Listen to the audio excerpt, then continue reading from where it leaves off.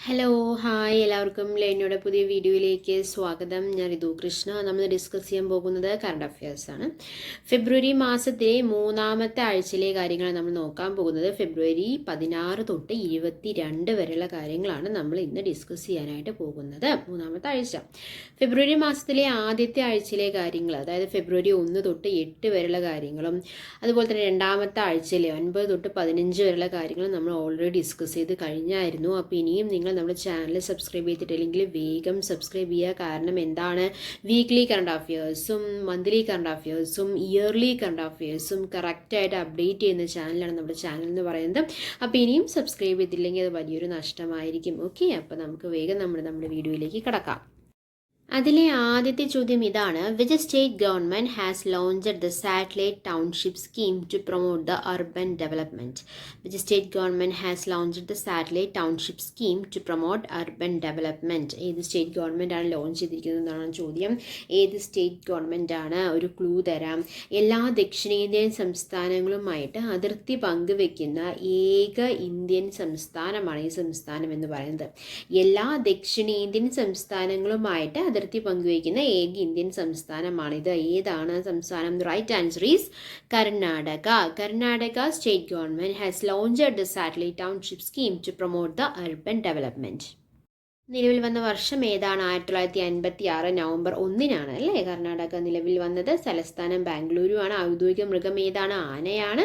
ഔദ്യോഗിക പക്ഷി Indian roller, ഈ പനങ്കാക്ക എന്നൊക്കെയാണ് അവിടെ പറയുന്നത് കേട്ടോ, ഇന്ത്യൻ റോളർ. ഔദ്യോഗിക വൃക്ഷം ചന്ദനമരമാണ്. ഔദ്യോഗിക പുഷ്പം താമര. ഔദ്യോഗിക ഭാഷ ഏതാണ്? കന്നഡയാണ് അല്ലേ അവിടുത്തെ.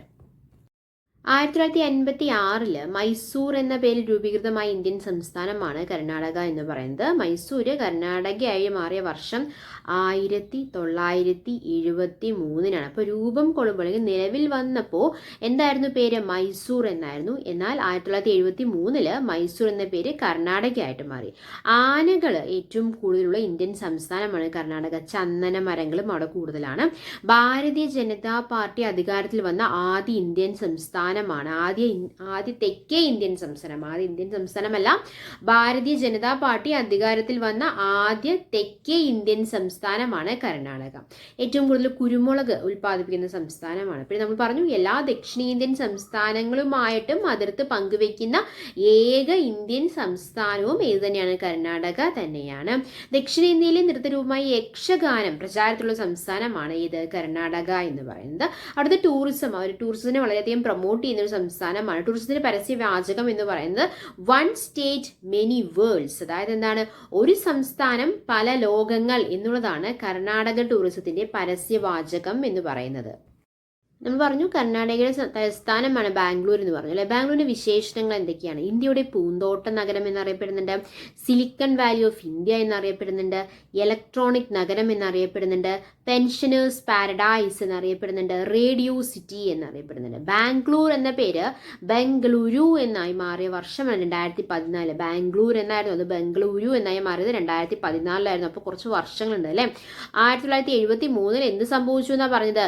മൈസൂർ എന്ന പേര് കർണാടക എന്നായി മാറി. അതുപോലെ തന്നെ ബാംഗ്ലൂർ എന്ന പേര് ബാംഗ്ലൂരു ആയിട്ട് മാറിയത് 2014.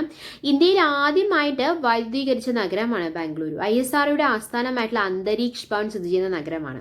ISROയുടെ വാണിജ്യ വിഭാഗമായിട്ടുള്ള ആൻഡ്രിക്സ് കോർപ്പറേഷന്റെ ആസ്ഥാനം സ്ഥിതി ചെയ്യുന്ന നഗരവും ഏത് തന്നെയാണ്? ബാംഗ്ലൂരു തന്നെയാണ്. ഇന്ത്യയിലെ ആദ്യത്തെ സൈബർ ക്രൈം പോലീസ് സ്റ്റേഷൻ സ്ഥാപിതമായ നഗരം ബാംഗ്ലൂർ തന്നെയാണ്.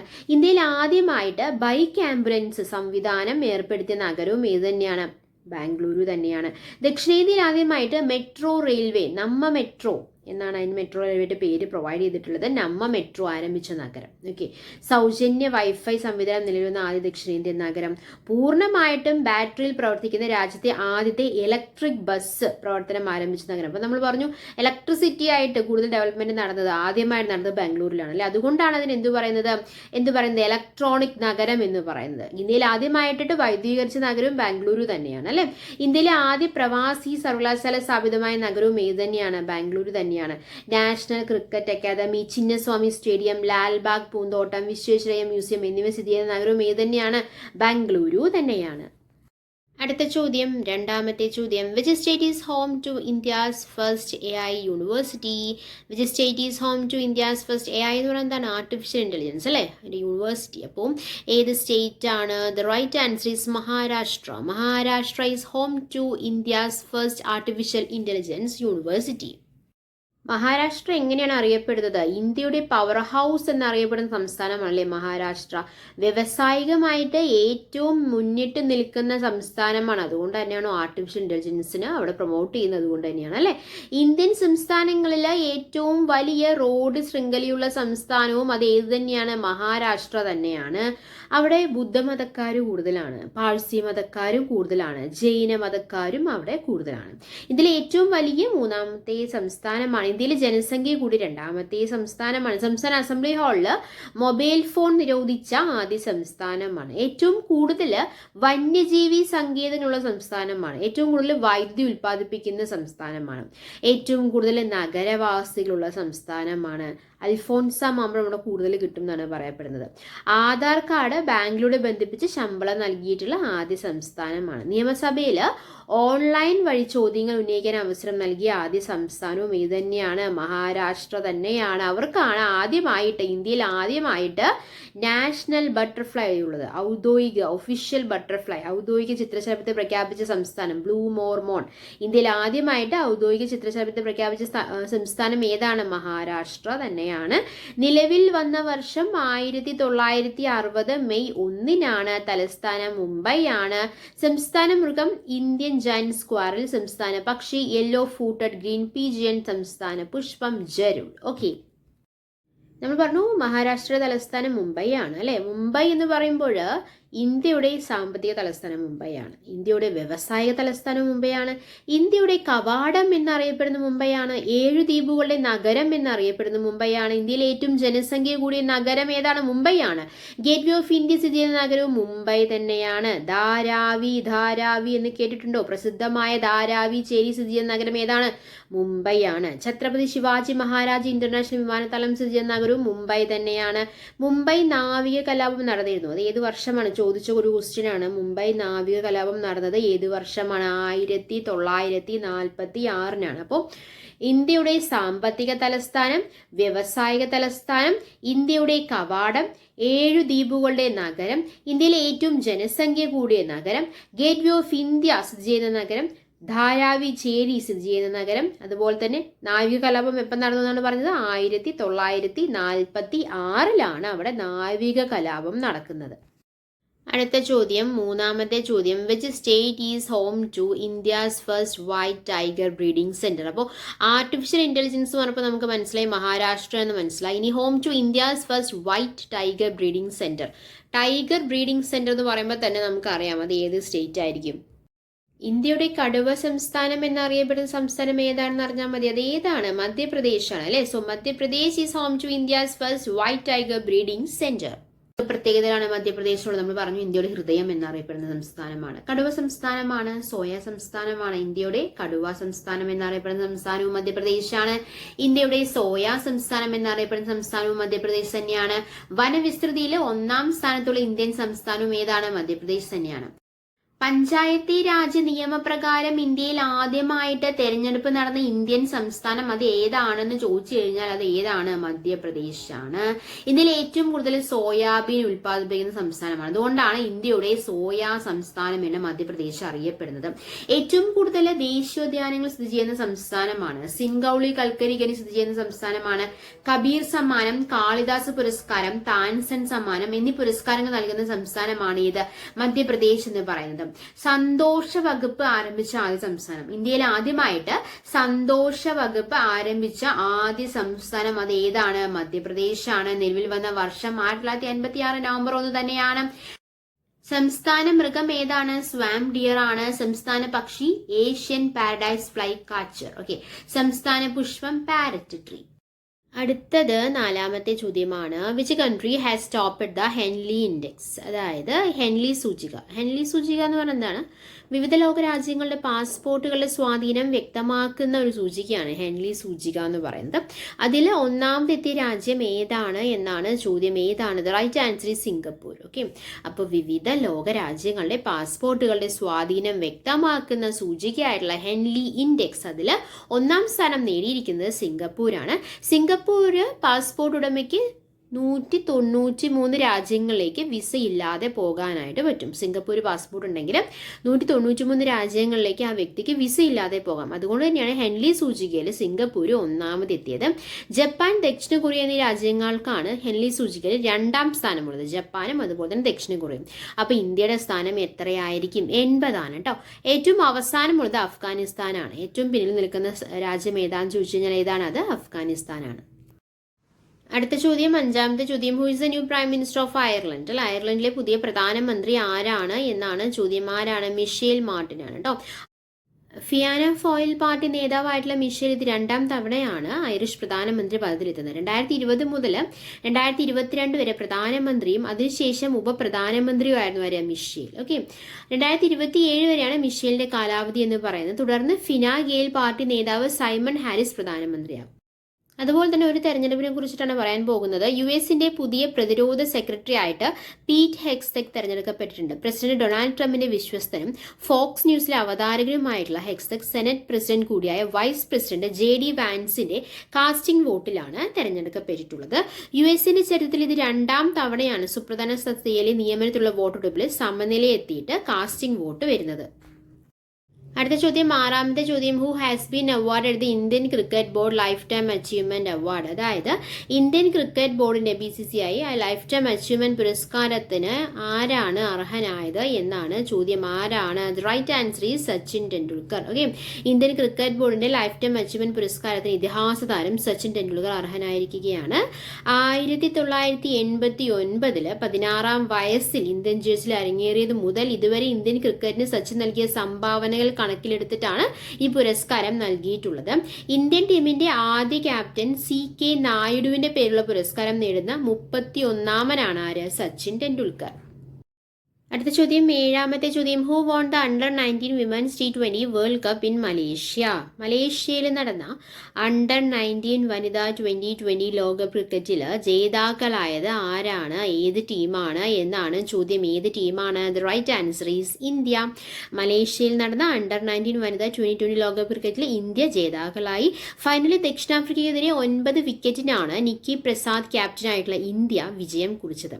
ഇന്ത്യയുടെ G തൃഷയാണ് ഫൈനലിലെ player of the match. Okay, 309 runs നേടിയ Trisha player of the tournament ആയിട്ടും തെരഞ്ഞെടുക്കപ്പെട്ടിട്ടുണ്ട്. തുടരെ 2ാം ലോകകപ്പിനാണ് ഇന്ത്യ കിരീടം ചൂടുന്നത്. 2023 ദക്ഷിണാഫ്രിക്കയിൽ നടന്ന പ്രഥമ അണ്ടർ-19 വനിതാ 2020 ലോകകപ്പിലും ഇന്ത്യയായിരുന്നു ജേതാക്കൾ കേട്ടോ. അപ്പോൾ 2023 ദക്ഷിണാഫ്രിക്കയിൽ നടന്നു. 2024 എവിടെയാണ് നടന്നത്? മലേഷ്യയിലാണ് നടന്നത്. അണ്ടർ-19 വനിതാ 2020 ലോകകപ്പിൽ 2 തവണയും ജേതാക്കളായത് ആരാണ്? ഇന്ത്യൻ ടീമാണ് അല്ലേ. അടുത്ത ചോദ്യം, 8ാമത്തെ ചോദ്യം. Who holds the record for presenting the longest budget in the country? രാജ്യത്തെ ഏറ്റവും ദൈർഘ്യമേറിയ ബജറ്റ് അവതരിപ്പിച്ച റെക്കോർഡ് ആരുടെ പേരിലാണ്? The right answer is Nirmala Sitharaman അല്ലേ. ഇന്ത്യയുടെ ധനമന്ത്രി പദത്തിൽ ചരിത്രം കുറിച്ച നിർമ്മല സീതാരാമൻ കേന്ദ്ര ബജറ്റിന്റെ കാര്യത്തിലും ചരിത്രം കുറിച്ചിരിക്കുകയാണ് അല്ലേ. 2024 ഫെബ്രുവരി 1 പാർലമെന്റിന്റെ പുതിയ മന്ദിരത്തിൽ 75 മിനിറ്റ് നീണ്ട ബജറ്റ് അവതരണവുമായി നിർമ്മല സീതാരാമൻ നടന്നു കയറിയത് ഇന്ത്യയുടെ ചരിത്രത്തിലേക്കാണ്. ചരിത്രത്തില് രാജ്യത്തെ ഏറ്റവും ദൈർഘ്യമേറിയ ബജറ്റ് അവതരിപ്പിച്ച റെക്കോർഡ് എന്ന ചരിത്രത്തിലേക്ക് അല്ലെ. സ്വതന്ത്ര ഭാരതത്തില് തുടർച്ചയായി ഏറ്റവും അധികം ബജറ്റ് അവതരിപ്പിച്ച റെക്കോർഡും ആരുടെ പേരിലാണ്? നിർമ്മല സീതാരാമന്റെ പേരിലാണ്. തുടർച്ചയായി 8 കേന്ദ്ര ബജറ്റുകൾ അവതരിപ്പിച്ചാണ് ഇന്ത്യയുടെ പവർഫുൾ ലേഡി എന്ന നിർമ്മല സീതാരാമന്റെ ചരിത്ര നേട്ടം.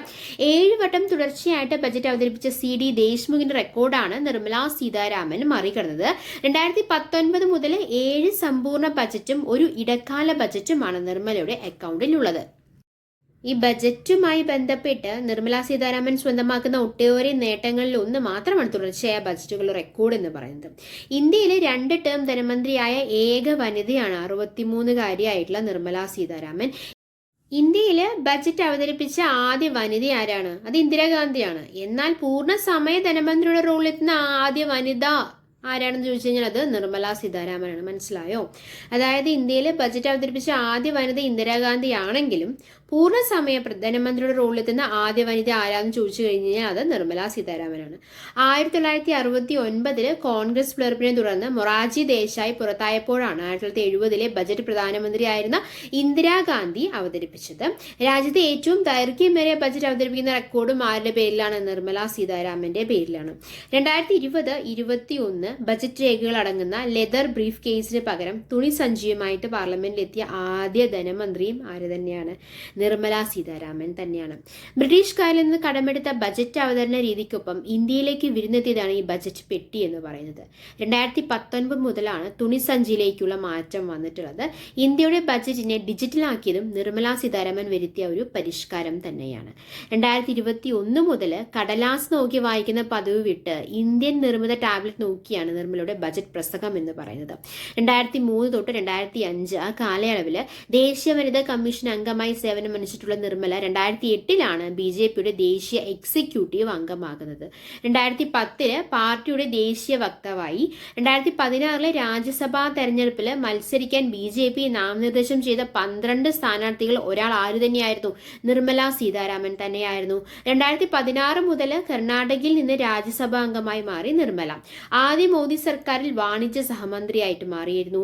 2017 പ്രതിരോധ മന്ത്രിയായിട്ട് ചുമതലയേറ്റു. ഇന്ദിരാഗാന്ധിക്ക് ശേഷം ആ പദവി വഹിക്കുന്ന ആദ്യ വനിത, ഇന്ത്യയുടെ ആദ്യ ഫുൾ ടൈം വനിതാ പ്രധാനമന്ത്രി എന്നീ വിശേഷതകളോടെയാണ് ഈ പദവി നിർമ്മല സീതാരാമനുള്ളത്.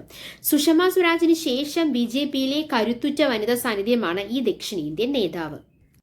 നിർമ്മല സീതാരാമനെ കുറിച്ച് കൂടുതൽ പറയുകയാണെങ്കിൽ നാരായണൻ സീതാരാമന്റെയും സാവിത്രിയുടെയും മകളായിട്ട് 1959 ഓഗസ്റ്റ് 18 മധുരയിലെ അയ്യങ്കാർ കുടുംബത്തിലാണ് നിർമ്മല സീതാരാമന്റെ ജന്മം. Secret Heart Convent Anglo Indian സ്കൂളിലായിരുന്നു പ്രാഥമിക വിദ്യാഭ്യാസം കഴിഞ്ഞത്. 1980 ട്രിച്ചി സീതാലക്ഷ്മി രാമസ്വാമി കോളേജിൽ നിന്ന് BA എക്കണോമിക്സ് പഠനത്തിന് ശേഷം ഡൽഹി JNUവിൽ നിന്ന് മാസ്റ്റർ ബിരുദവും MPhilഉം നേടിയിട്ടുണ്ട്. അടുത്ത ചോദ്യം, 9ാമത്തെ ചോദ്യം, who won the title of Tata steel chess masters 2025? ആരാണ് വിജയിച്ചത്? Tata steel chess masters 2025. The right answer is R. Pragnananda. R. Pragnananda won the title of Tata Steel Chess Masters 2025.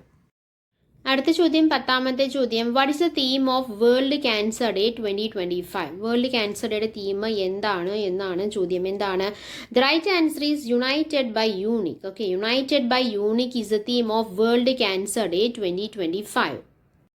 Okay, അപ്പം നമ്മൾ ഫെബ്രുവരി മാസത്തിലെ കറണ്ട് അഫയേഴ്സാണ് നമ്മൾ നോക്കിയത്. ഫെബ്രുവരി 16 തൊട്ട് 22 വരെയുള്ള കാര്യങ്ങളാണ് നമ്മളിന്ന് ഡിസ്കസ് ചെയ്തത്. അതിൽ കുറച്ച് കാര്യങ്ങളോട് പറയാനുണ്ട് കേട്ടോ. ഡൽഹി ഭരണം ആർക്കാണ് വീണ്ടും നേടിയത്? ആരാണ് വീണ്ടും നേടിയത്? BJP ആണല്ലേ. ഡൽഹി നിയമസഭാ തെരഞ്ഞെടുപ്പിൽ BJP 3-2 ഭൂരിപക്ഷത്തോടെ അധികാരം തിരിച്ചു പിടിച്ചിരിക്കുകയാണ്. 70 അംഗ അസംബ്ലിയിലേക്ക് ഫെബ്രുവരി 5 നടന്ന തെരഞ്ഞെടുപ്പിൽ 48 സീറ്റുകൾ സ്വന്തമാക്കിയാണ് BJP 27 വർഷത്തിന് ശേഷം തലസ്ഥാന ഭരണത്തിൽ മടങ്ങിയെത്തിയത്. 27 വർഷത്തിന് ശേഷം അല്ലെ, 48 സീറ്റുകൾ സ്വന്തമാക്കി.